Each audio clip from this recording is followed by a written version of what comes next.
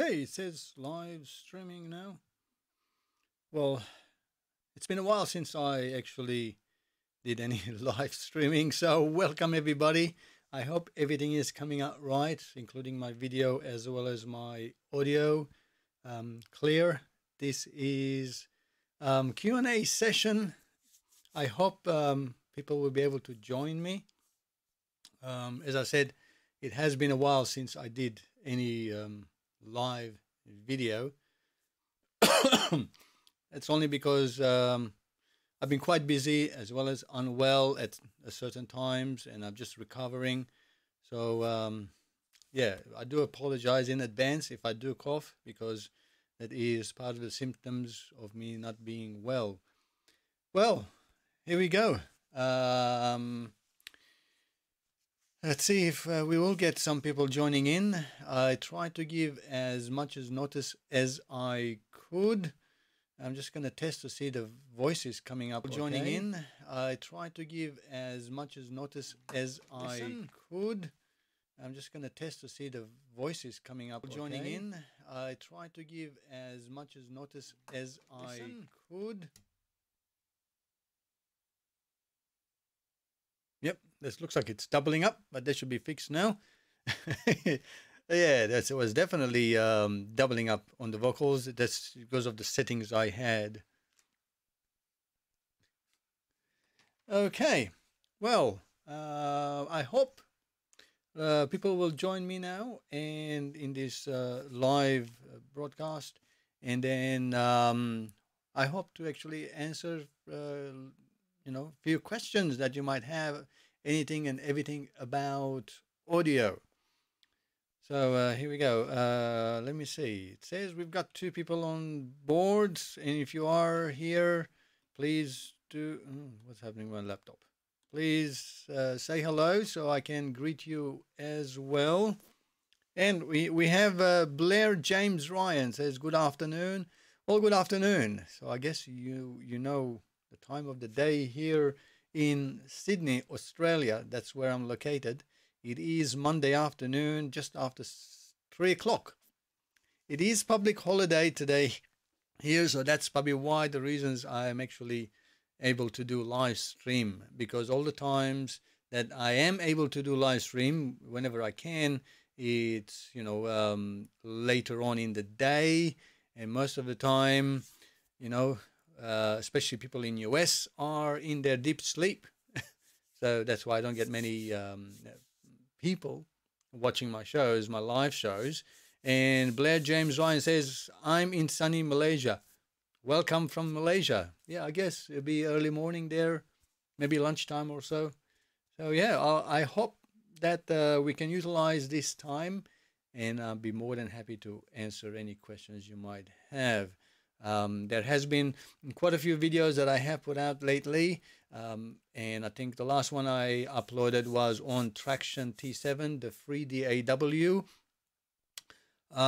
Actually, Traction also gave me a free Waveform 9 license for me to evaluate, but I thought I'll keep going with Traction T7, and I might introduce you Waveform 8, which I got for free with my Behringer audio interface. So if you want Waveform 9 or Waveform 8 for free, if you buy any Behringer or Mackie product audio interface, you get that for free, and that's what I got. But so I'll be doing some videos on Waveform 8 and then 9 as well. So, and I've been doing a few videos on PreSonus Studio One Prime Edition, some of the new gear that I've added into my studio or exchanged, and so on, like the PreSonus 1824 audio interface that I got. So there's a lot of things happening, and I've done a few reviews of plugins as well. But if you have any questions about recording music, or about certain interfaces, as long as I'm aware of them, I'll be able to help you out, arrangements and so on. So feel free to comment and I'm more than happy to answer them for you. We have, according to Google, my stream health is not the best. It says it's orange for some reason. I'm not sure why.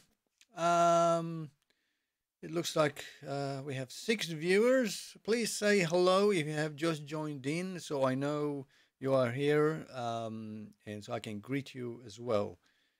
Yes, you are watching Vache. I'm Vache from Recording Studio 9. I don't do that many live streams. I haven't been doing lately for a while, but this is a sort of occasion that you can chat to me and ask me questions, because I know sometimes a lot of people watch my videos and have questions, and detailed questions about something and how to do something in any of my videos, and it's very hard to do it through comments. So this is your opportunity to just quickly type it in, and I'll be able to explain it in detail, because a lot of the time, a lot of the questions I get, they require detailed information, and I can't really sit down and spend all that time typing it in. So this is your opportunity to comment and let me know what you think. So I hope everyone is doing good. We and we have Benzon Molino says hello. Please let me know where you're from as well. That way I can greet you. I hopefully have an idea where you're from. And if you do hear me coughing every now and then, that's because I'm just recovering. Oh, this is going to be bad. I'm just recovering, so I do apologize in advance if I do cough, but I'll try to minimize it as much as I can. Okay, so yes, any questions so far? I have not really planned to say much as far as topics, but I will try to cover a few things. But this is more of a Q&A, so I'll be able to answer your questions. And I think we might have a question. It says, Blair James Ryan, what MIDI keyboard DAW controller are you using? Well, I have several of them. My most common one that I use is a Roland A49, which I had that for years. It's very simple, a 49 key MIDI keyboard, and it has a couple of knobs on there, but nothing major, no pads. That's because I don't, well, for now, I haven't really need to use any pads. You can still use the keys to create drum patterns and things with it, but it is the A49, and I'll bring it over for you.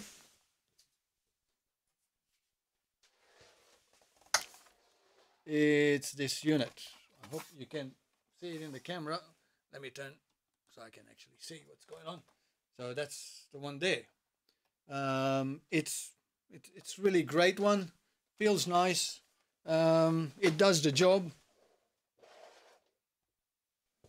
Of course, I do have a couple other keyboards like the Korg PA3X, which I can use for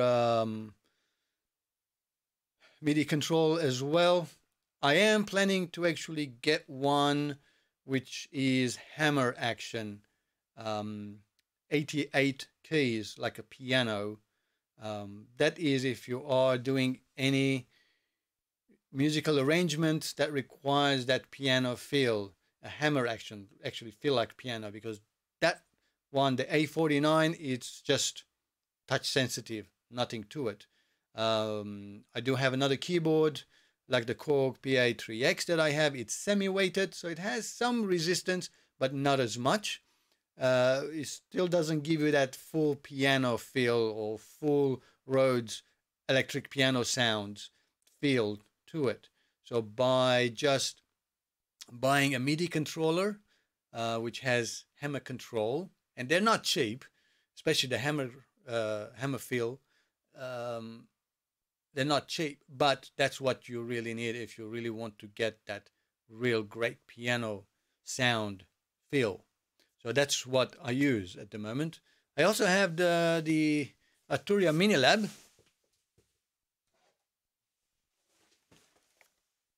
This little thing. which is which is another really great simple thing. But the keys are very plasticky, nothing big, and they are small keys. It will do the job, but this is I use this for just to generate simple pads, very quick, doesn't take much space. It's got the knobs that I can use to shape my sound if I'm trying to find a sound, and it makes it quite easy rather than fiddling with mouse.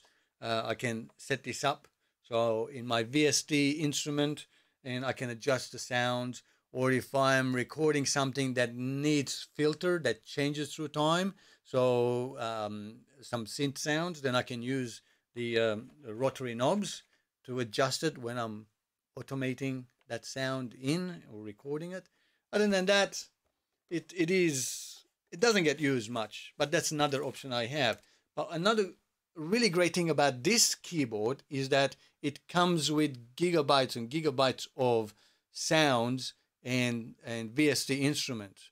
Lots of well-known analog synthesizer VST plugin that comes with it when you buy it. So you can use that VST instrument. You can use any of your other MIDI keyboards to control it, but you get all of those synthesizers with this. That's a really great thing. That's the reason why I actually bought this one for the VST instrument, because to buy the VST instrument, the software that goes in your DAW is more expensive than buying this and getting those VST instruments. So why not buy the whole thing? That way it becomes handy as well. So I hope that answers that question. It says, Benzon Molino says, it's always out of stock, that Arturia mini keyboard on music stores here in Philippines. Oh, so you're from Philippines. Yeah, well, yeah. Well, not unfortunately, maybe you have to put an order through and get them in.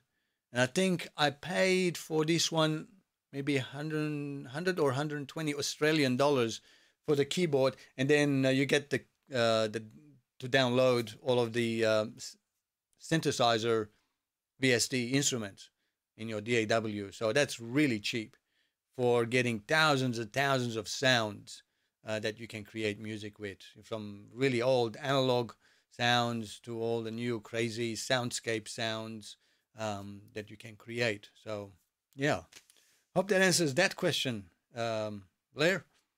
But it's a matter of trying out, going, if you can, going and feeling the keyboards to see how they feel with your fingers when you're playing them. And if you do lots of drum patterns, then probably having one with pads like Alesis or Akai or Novation, any one of those keyboards, 49 keys or 61 keys, that they're really useful. I mean, 25 keys, for me, they're too small to be able to really use it effectively. There's not enough keys on 25 key keyboards to be able to play things. You might be able to play simple tunes on it, or maybe it's just simple chords. But if you get 49 key, that means you can utilize your two hands to play more than just the basic 3 or 4 key chord progressions. You can use, seventh, diminished, and all the other scales as you're using it. So try to go to at least 49 key keyboard, maybe with 9 pads to play the drum beats, if you're creating musical arrangements like that, and then you'll be fine. I think they'd be well worth it. And we also have Billy Blaze, says, what's up, buddy? Hello, Billy. How are you doing? Yes, it has been a while since I've been live, and I haven't heard from you for a while, Billy. You haven't had many videos up of your performances on your channel. Anyway, yeah, so this is a Q&A session. According to YouTube, I have 11 people watching. Well, thank you and welcome to my live stream. It has been a while since I did live stream. That's because I've been busy, as well as I had some health problems, which is still continuing, and it's really annoying me. As you can see now, I do still have some cough that's coming through. In the last 3 weeks, I actually had to cancel all of my sessions here in the studio with the musicians because I wasn't feeling well and I was coughing. So it would be virtually impossible to do any recording using any microphones and things because my cough would end up in it. I had to sort of hold my cough, and it wasn't working out. So I had to cancel all of my sessions in here. And so it hasn't been easy. It hasn't been easy. And I do hear a lot of people have been sick, not just in Sydney or in Australia, friends and people that I know or other people in contact. I think it's pretty much all around the world. This time of the year where the season is changing. Here in Australia, it's changing from winter to spring. So a lot of pollen's in the air and weather changes, hot and cold and hot and cold. So the body doesn't know how to adjust. So it just goes kaput. And same with the other parts of the world. And I think, Billy says, yeah, I've been sick, hoping to get some up soon. So, yeah. He says, oh, I love that chair behind you. Oh, I'm not sure which chair. I hope you're talking about that chair. The stool. I hope you're talking about the stool. Yes, maybe you might like this one even more.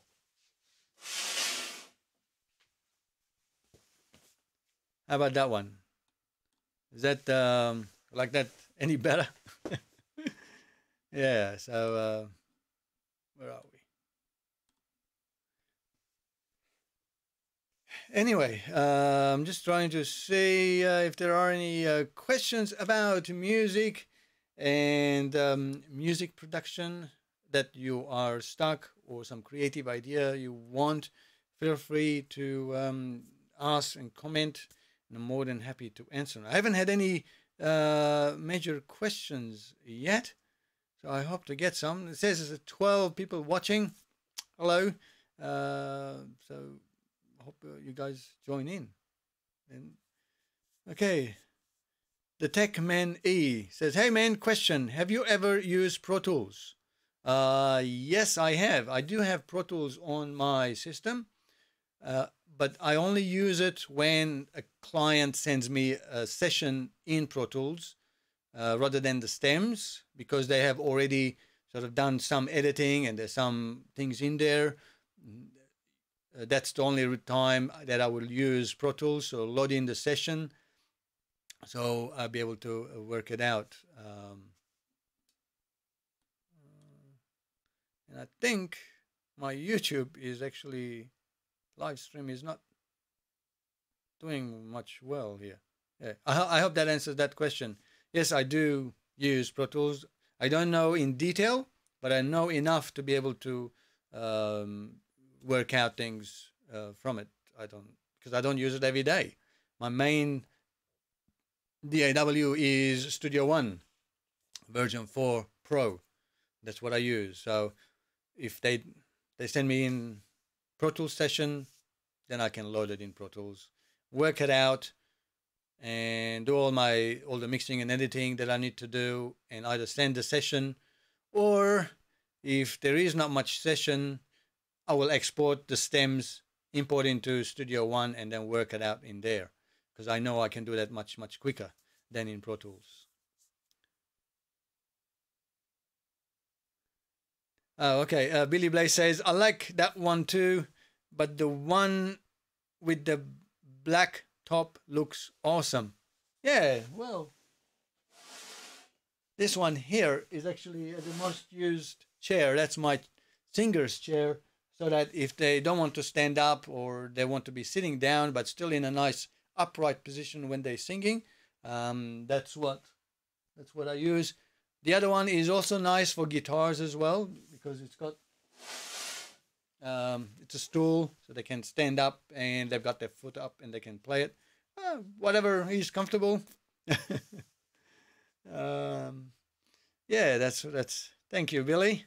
Says Zach Lender says, have you thought about doing more with Linux or Linux? They have a distribution called Ubuntu Studio that comes preloaded with audio production apps. I did have a look. Actually, I do have a laptop, an old laptop, that I have installed the Ubuntu Studio on there. I think it comes with Azure, DAW, and all of the settings. But most of the time, it's not because of the limitations, but it's because of drivers being available for the audio interfaces that I use or most people will have. That's some of the reasons that many people haven't taken on Linux. Now, if the audio interface companies start releasing drivers for the Linux platform that will enable the full capacity of the audio interface, like in PreSonus, where you've got the universal control that allows you to control things. And in Focusrite, you've got the driver in there as well, and many others. Rather than just straight in and out and getting the DAW to do all the work, it puts a load on the CPU because the drivers are not taking care of that. The DAW is doing it. So unless that gets sorted out, I think it will take time. Eventually, people might be able to do that. You know, that means you've got an operating system for free, DAW for free, because it's not only Ardour, which is on Linux. You can also get Traction on Linux.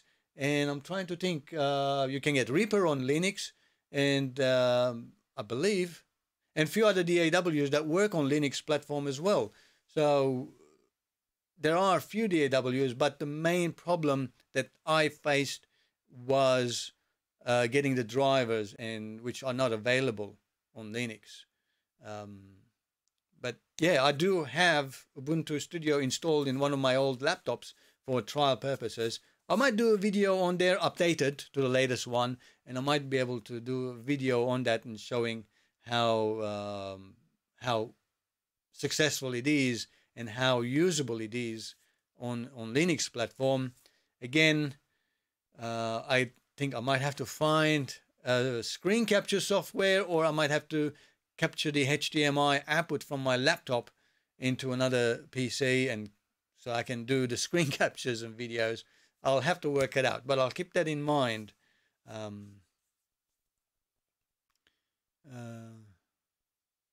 Says 60 Thunder says, do you play Fortnite? I'm not sure what Fortnite means or what play Fortnite means. Sorry, haven't heard of it. You might have to explain what Fortnite is. Wolf Villain. Hello. He says, ever think of making your studio bigger, maybe adding a recording room for vocals, drums, etc.? Well, the fact is that I cannot make it bigger because this is the limit that I'm allowed to do under the local council. If I need to make any bigger, that means I have to get plans drawn, submit to the council, and get permission to actually make it bigger. It's going to cost me more money because building this, I had no cost to the local council. I didn't have to submit any details because I built it to the maximum allowed. So if I need to do that, I got to go through a whole heap of things. So maybe in the future I might, but not really, because in here, in the past, I have had 5-piece band plus me in here recording with live drums, live bass, guitars, keyboards, and vocals, doing a live recording session here. And we were in here comfortably for 4 hours or thereabouts, without any hassles, without anything. And we were in here until midnight, and no one outside could hear us because the room is soundproof.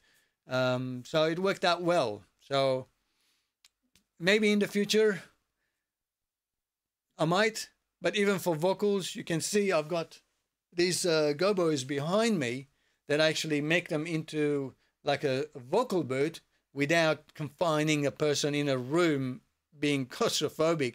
And I've got the mic reflector, and I get fantastic results just with them.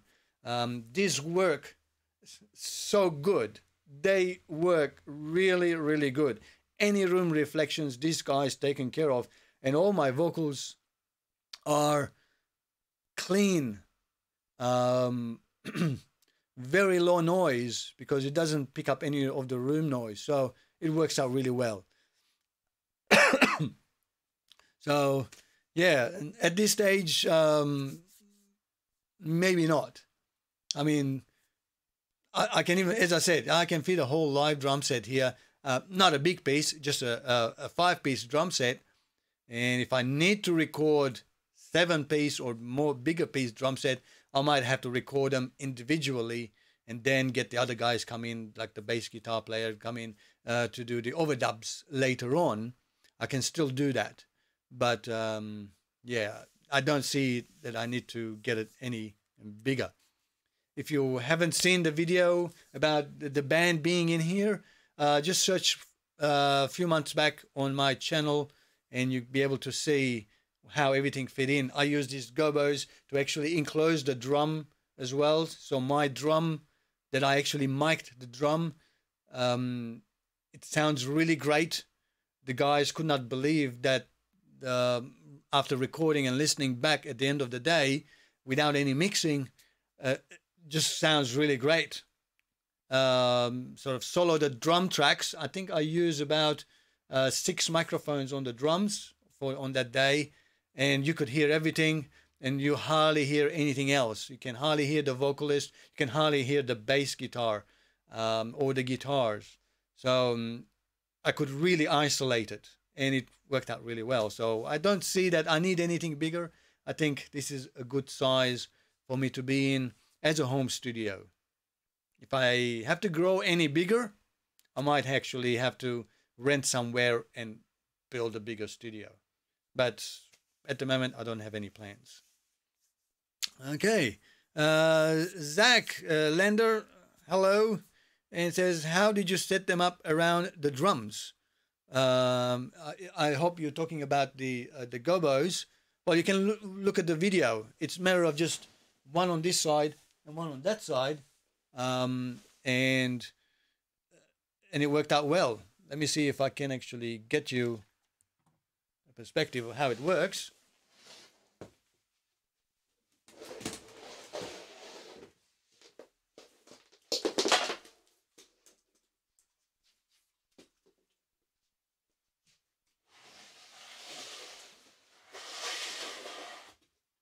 Okay, my drum set is right behind there.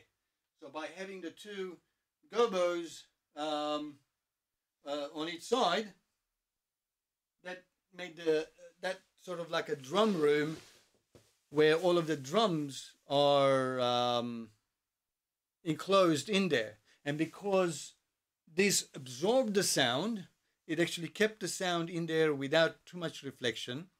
And I've got also panels on the other side that made the room a little bit dead as well.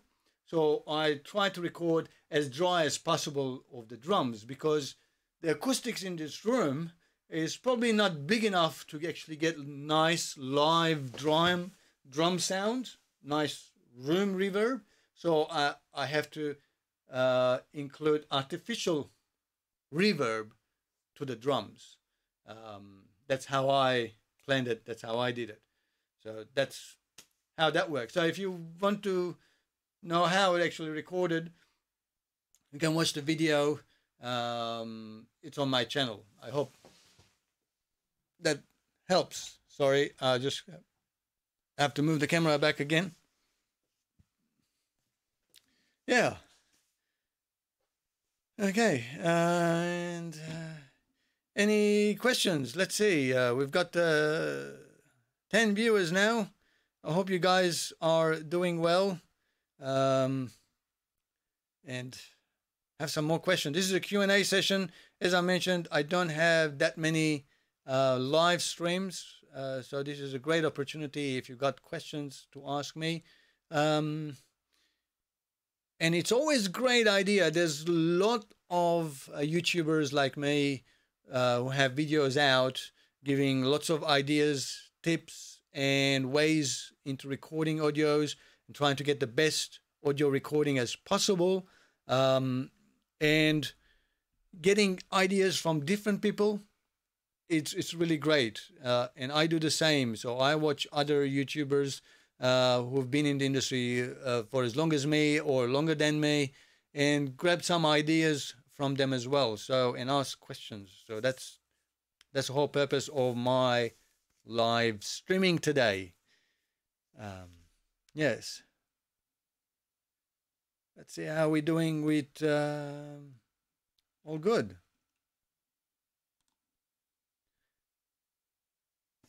Okay, Kevin Wayne, how about tutorial for getting the nasties out of a vocal track? I'm not sure what you mean by getting the nasties out. If they are in there, re-record.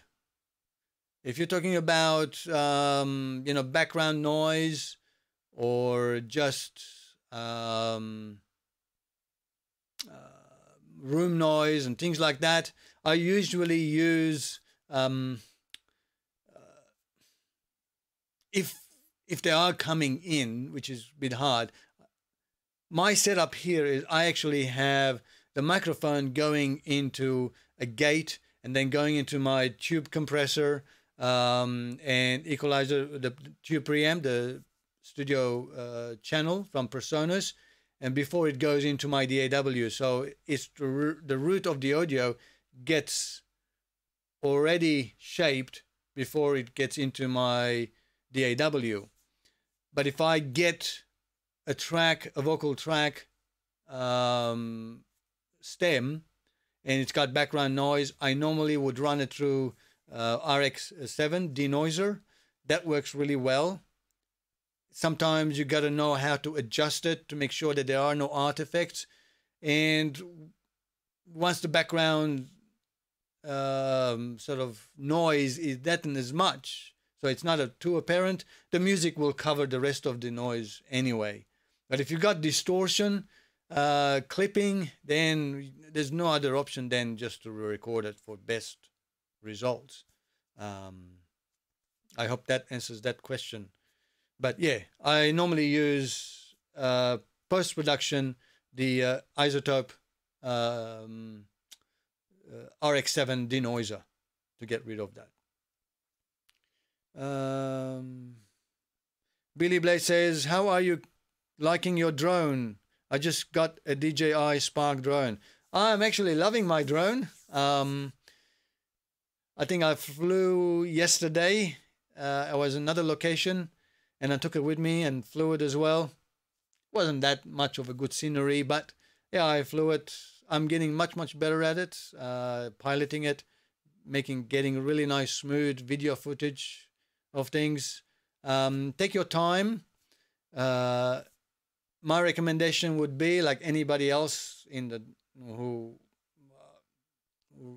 fly drones would say, start short distances, start small.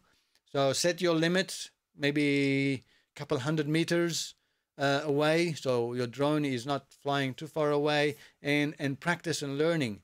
I spend, I think, one day about an hour going through maybe 3 batteries, just flying it in a park.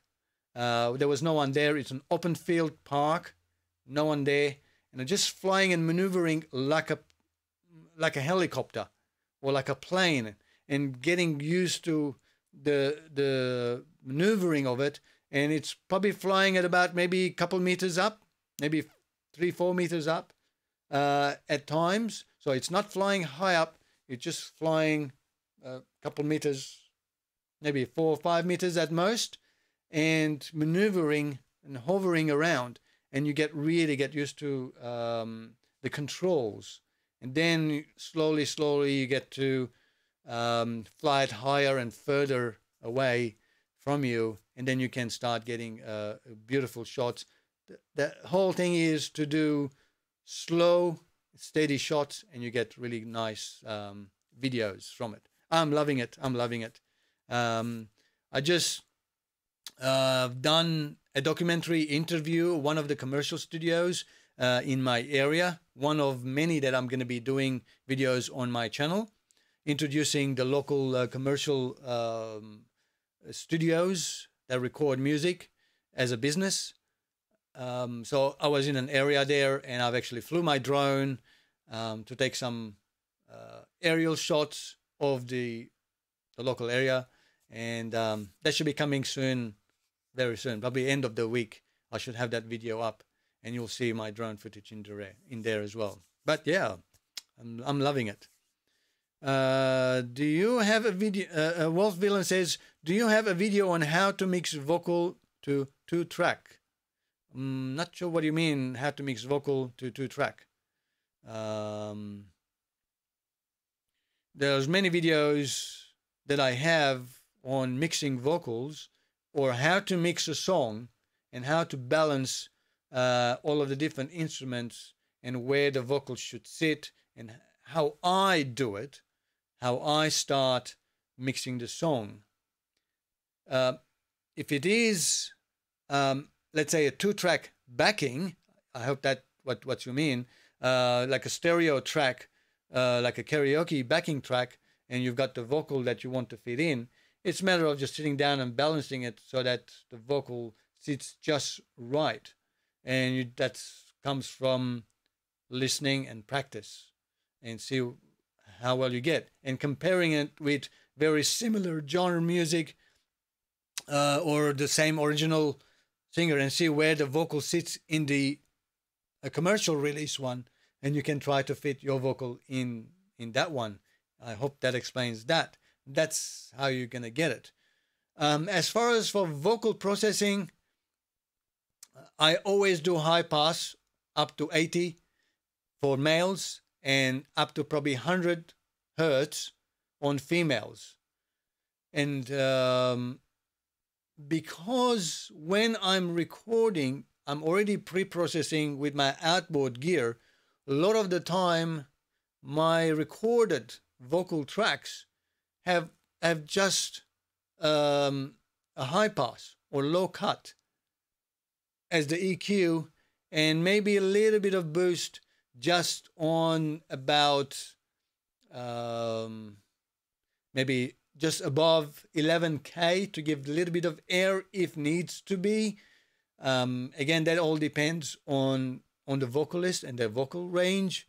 And I might, if the vocals got really deep and it's too close to the mic, or I wanted to brighten up a little bit, I might take down about 200 to 300 hertz with a wide Q.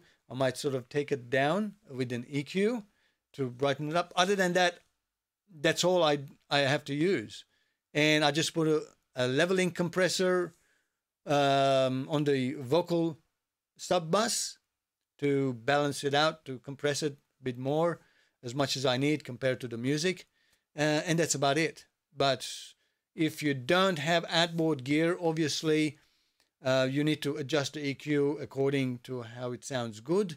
And you might want to put a compressor with low ratio to get some of the peaks, and then high ratio afterwards to really compress it, and maybe a leveling compressor on the bus. That's how I do it. I hope that answers that question. Kevin Wayne says, weird things such as audio that sounds like an overworn tape. Oh, okay. I'd like to know to explain it. I don't know how to explain it. Nasty hiss sounds on your Vox.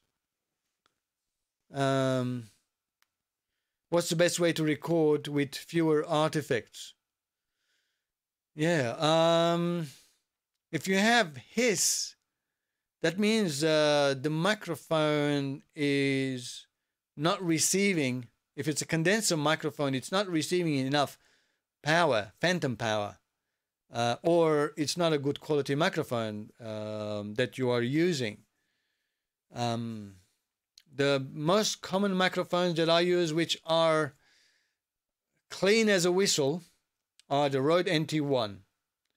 It gets selected many times, and it's on my, let me see if I can show it to you guys. I can't see it live, but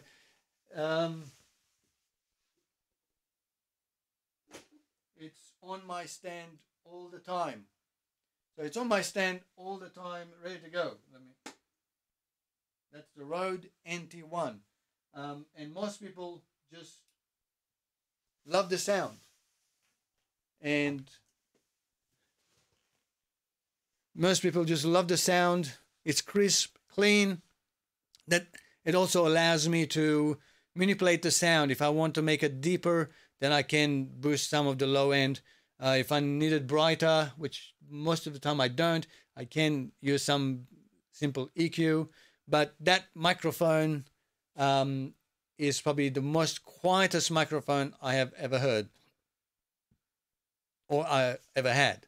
So I hope that explains and answers that question. NT1 it's really great. One of the other things that I should mention about Rode microphones, see that microphone there, I had it for a couple of years now. In 20 years' time, if it breaks, for some reason, it becomes faulty, I can send it to Rode and they will replace it or fix it for free. That's how good it is. All I got to do is send it to them and they will send it back to me for free, repaired. I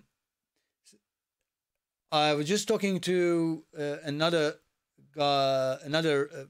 technician, which I mentioned that I just interviewed a couple of days ago. He's got Rode Classic, which is a tube microphone, and he had it for 20 years, and it got repaired 3 times over that period, all for free.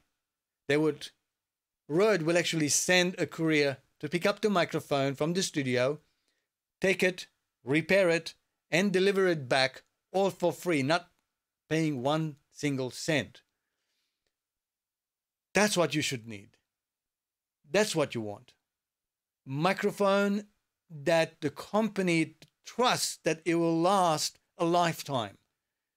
And if it doesn't, for whatever reason, breaks down, they will fix it or replace it for free. Absolutely free. In this range, this is only about 300 Australian dollars. You have to post it and they'll deliver it back for you for free and repair it for free. But the more expensive ones with valve or tube microphones in them, they do that, even the delivery and pickup and delivery for free. So you don't have to pay a cent. That's how good they are. And they sound really great and fantastic. I also have the NT1A, the older versions of this one as well, which is a little bit warmer sound. And that has, again, same lifetime warranty. I can actually, if anything happens to that microphone, I can send it and they repair it all for free. So I hope that answers that question. Kevin Wayne says, what's the... Okay, yeah. With the artifacts, it all depends on the artifacts. If it is from the microphone, then just replace the microphone. If it is something that you cannot help, if it's the environment, then you have to fix the environment. Because anything you want to do post-production, it has to be sort of small enough that you won't be able to tell. But, you know, iZotope RX7 denoiser or declipper or dehum might be able to work it, but no matter what, they will leave some artifact. You will get that whooshy something sounds in them. So try to avoid that.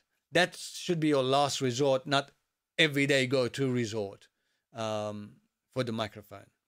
I hope that answers that question. Vocals to an instrument. Wolf Villain says, hang on, I gotta go back up. Says, how to mix vocal to 2-track? That was the question.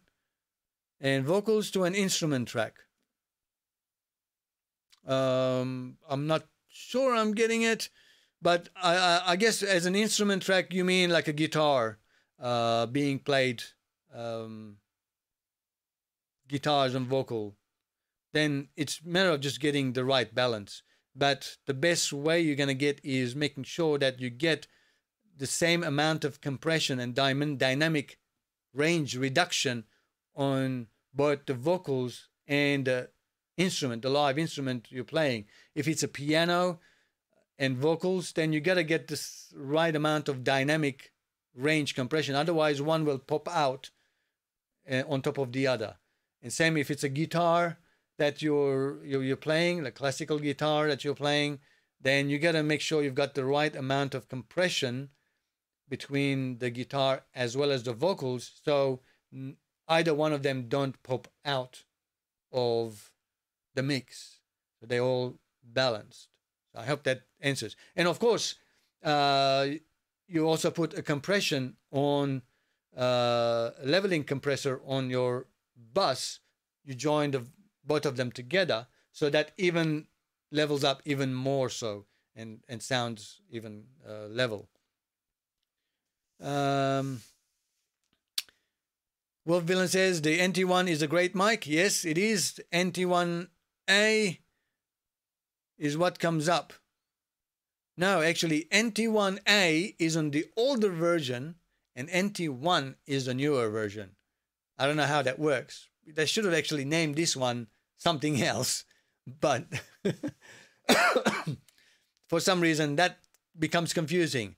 The NT1 is the new version, NT1A is the older version. I hope that answers it. Billy Blaze says, I have the Rode NTK tube mic and absolutely love it. Yes, I had people bring in, I don't own one of the NTKs, but I had people bring in their microphone and they sounded fantastic as well. Says, fantastic on vocals and acoustic guitars. Yes, I use it on vocals when I had it in.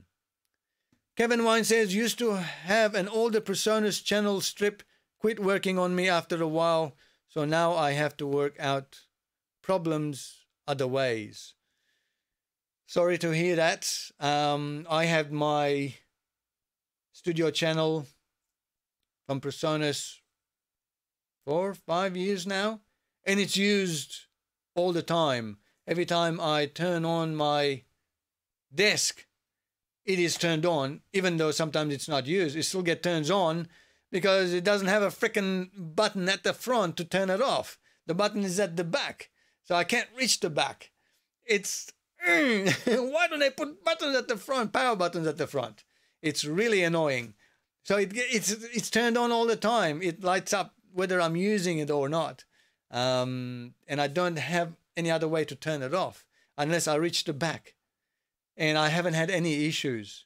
Every vocal goes to and has to go through my studio channel, and vocalists who come and record here, listening raw recording just after studio channel in my DAW with no EQ, no effects, no compression, nothing at all, just the raw data audio listening back on my PreSonus Eris E8, they just go, wow, that sounds really good.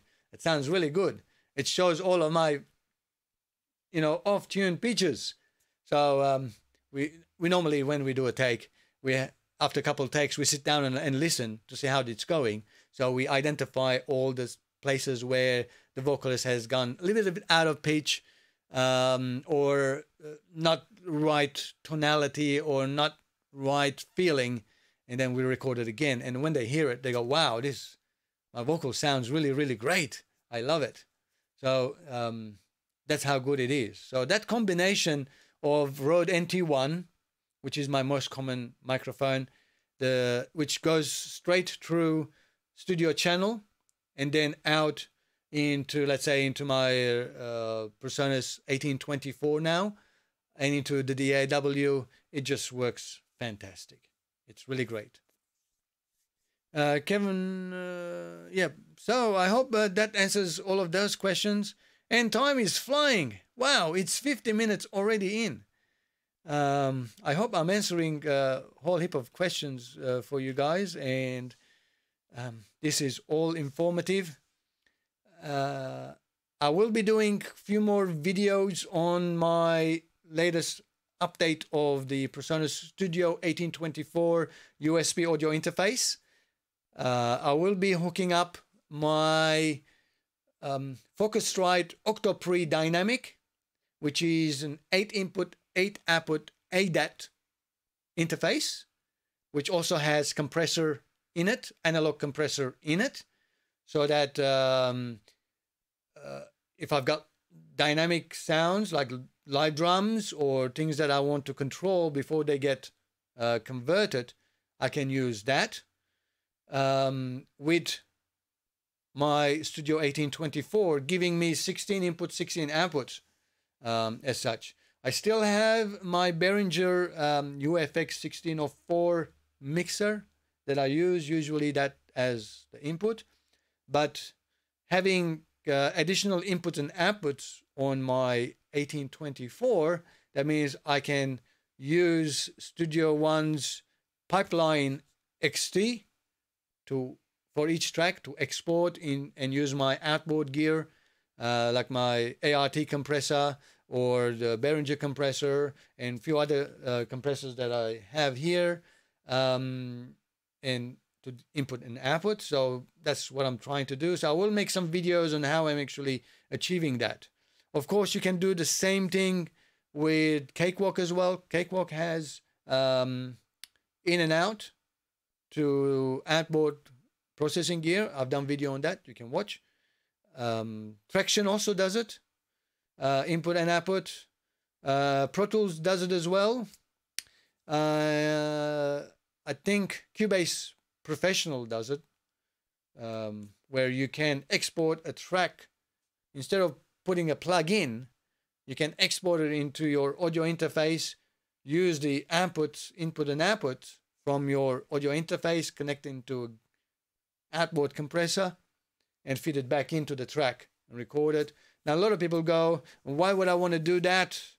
You don't have to, but having an analog compressor, being able to compress it and getting that saturation is, I can tell the difference. I can really push those valves to compress and give that harshness and that saturation and bring out the loudness of the track, where in VST plugins you're still not going to get that. And because each gear has different tonality, different things, because they work on capacitors and resistors and transistors and integrated circuits, which are not identical, unlike digital VST plugins. They're all identical. So if you have a plugin and you can duplicate that in all the tracks, it's 100% the same everywhere. Where if I'm using, let's say, my ART compressor on my drum track, and I'm using my Behringer, which one was it, 1959 or something like that, on my guitars, and if I'm using my studio channel on my vocal, I'm getting different tonalities and different type of compressions every single time, different, because as I switch to knobs, they sound different. So that's how I feel, because I came from the analog, so that's how I feel that I can make the sound much fuller, more interesting than just duplicating 100% copy of the same thing, which is a great thing. That means for $29 from Waves, you can buy a plug-in, a compressor, but duplicating that, it will give you the same tonality every single time. Where this way, using different analog gear, you get different tonality. I can swap them around and I get different tonality different times. I hope that explains it. It's a bit hard to explain unless you actually start listening and comparing the two different versions of it. Let's see. Wolf Villain says, was the USB Behringer at transport control also for PreSonus Studio One? Was the USB Behringer at transport control also? Oh, no. The Behringer mixer, the UFX 1604. Let me see if I can catch that. Is doesn't have faders that are motorized. So no, unlike the Studio Live from PreSonus, Series 3 from PreSonus, which faders do move up and down because they're motorized. These are not motorized. So I just use the fader port, the single one, for automation. I also have the McKee control unit, which is 8 faders. Then I can use that for mixing down. A lot of the time, automation I need to do, the fader port from PreSonus, the single channel one, does the job quite well, unless I actually have to automate multiple tracks at the same time. Then I bring out and plug in my McKee universal control into it, and then I can automate up to 8 tracks at the same time if I needed to, and then it's packed away again. But the Behringer doesn't have motorized faders. I wouldn't expect it to for the price range and all of the options that it has, but it's a perfect audio interface for recording up to 16 individual tracks, and then it's got built-in effects and everything else, and it only has 4 channel or 2 stereo channel that come back to the mixer that you can use. So it's not used for mixing, it's used for recording purposes, and it does a fantastic job. I love it. It's clean, it's very usable, it's got all analog, all the EQs are analog, the effects are analog. I can route each other way that I needed to. It's got inserts in it. That means each channel I can plug in a compressor, outboard compressor into it. So it's a fantastic unit for the price. It's unbelievable. But maybe later on in the future, I might get the Studio Live Series 3, the 16 channel one. But I'll have to see. I haven't made any decisions on that one. Sohail Sampson says, can I record my introductions and interludes in my DAW Reaper, and later while during live performances I could use those with my keyboard rhythms with just chords? I'm not sure what you mean.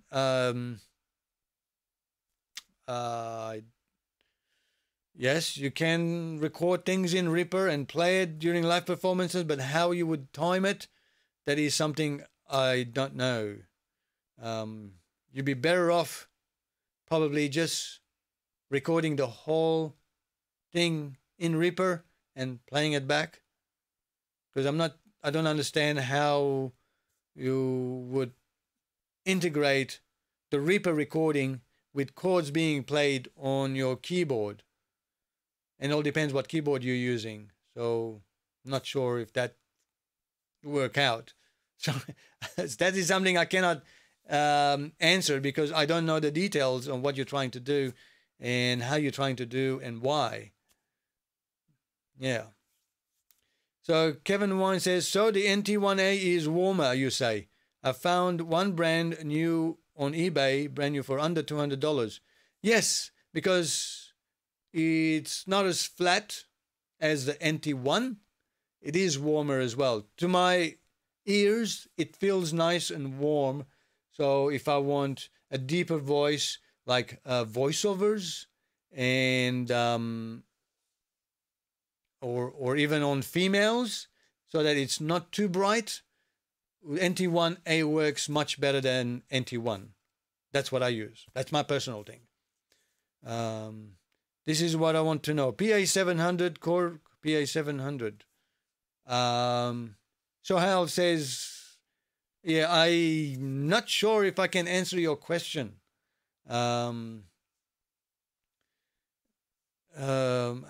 If you want to, I don't have PA700, so I've got no clue how that PA700 works. I'm sure it has a MIDI in and out, but connecting it with Reaper and being able to trigger or work it out, that is something you have to experiment.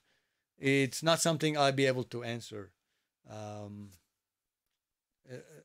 Not here anyway. Not in a live stream situation. Now you have to get in contact with me. Go to recordingstudio9.com. Visit my contact me page, and then fill up the details. Give me as much as information as I can, and I will give you my details. And depending on how much information I get, I can estimate how long it's going to be for me, and then I'll give you a quote, and we can Skype, and then work it out from there. Well, my phone is ringing. Just bear with me, guys.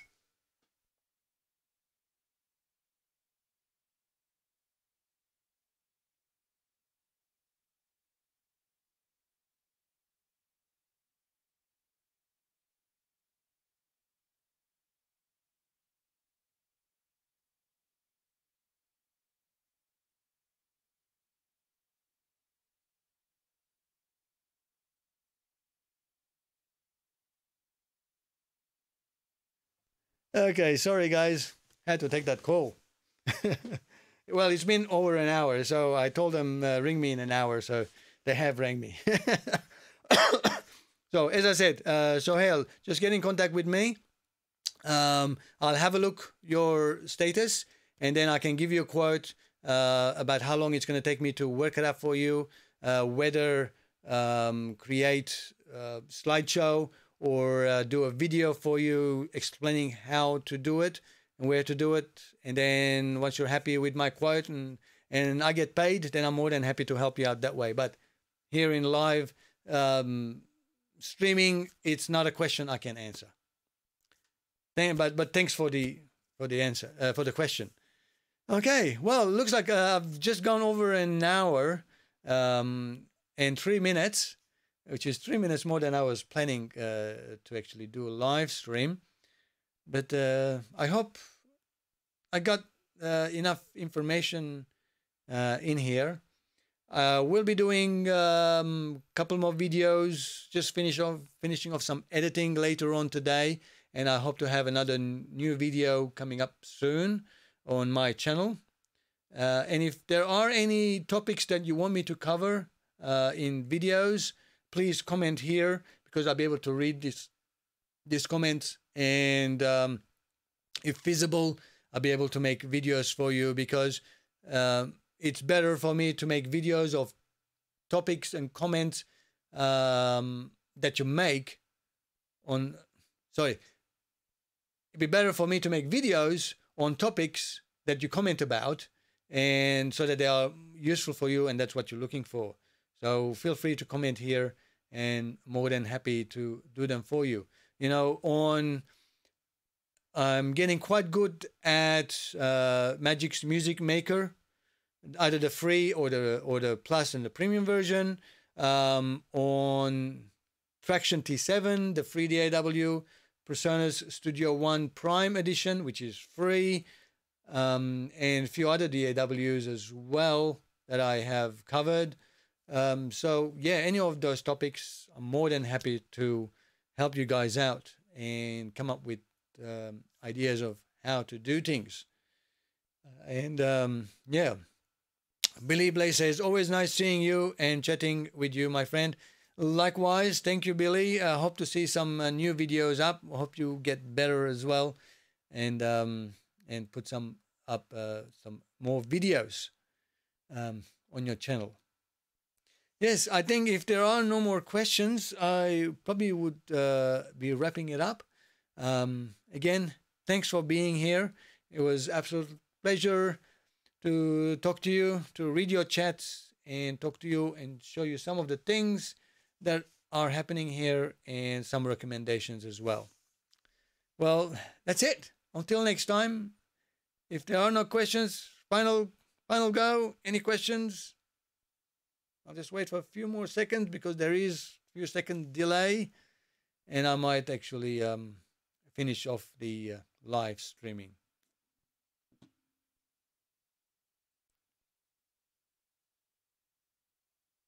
Okay.